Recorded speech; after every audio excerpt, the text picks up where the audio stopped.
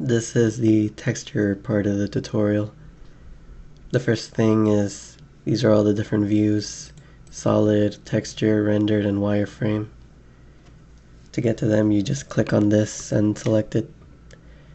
To go into the image, to see the texture, you click on this and go to UV Image Editor.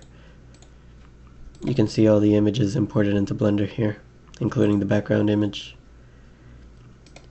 If the object looks completely white like this, all you need to do is go into edit mode, select all the vertices, and then select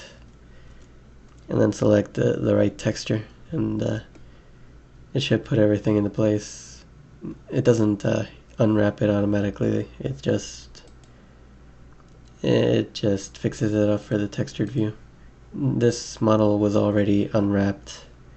In the following video, you will see how it was unwrapped.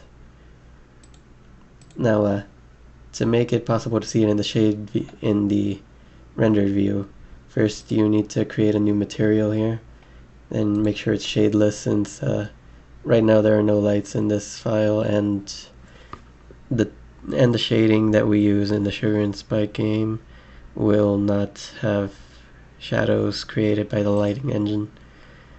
Now, first you create the material, then you go here, create a new texture, click on this, change it to image or movie, and then select the image. And finally you go down here where it says coordinate. It might say coordinate if you pulled it off far enough, and click on UV, and that puts it where it is. Next, to get the UVs where they are, you see they're already haphazardly put together here. To do that, you select edges. It's pretty convenient to have the edge select tool picked here. First you select the edges, then you click on this plus on the left side here, scroll down where it says UV mapping. You can clear seams and mark seams. These seams have already been marked, so you then select the area and click unwrap to add it to the image, and then you put the UVs where they're supposed to be to get the texture working. Also, you probably noticed I can select these areas with just a click.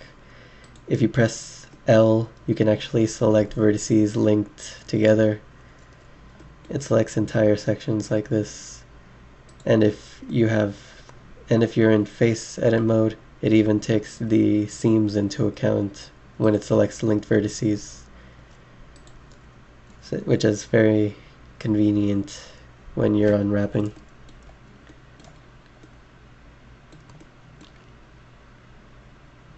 And that should no, hold on.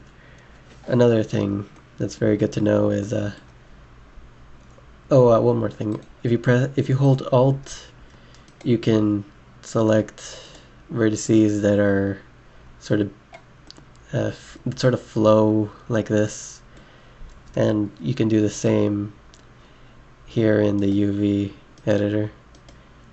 What's more, if you press W, it gives you 4 good options. I don't use the other ones much. Those options are weld, which is like merge when you're modeling in Blender. Remove double UVs, which basically just puts UVs that are really close together on top of each other. As you can see in the UV editor, it doesn't merge the UVs that are on top of each other. So you need to use box view to select the UVs like that.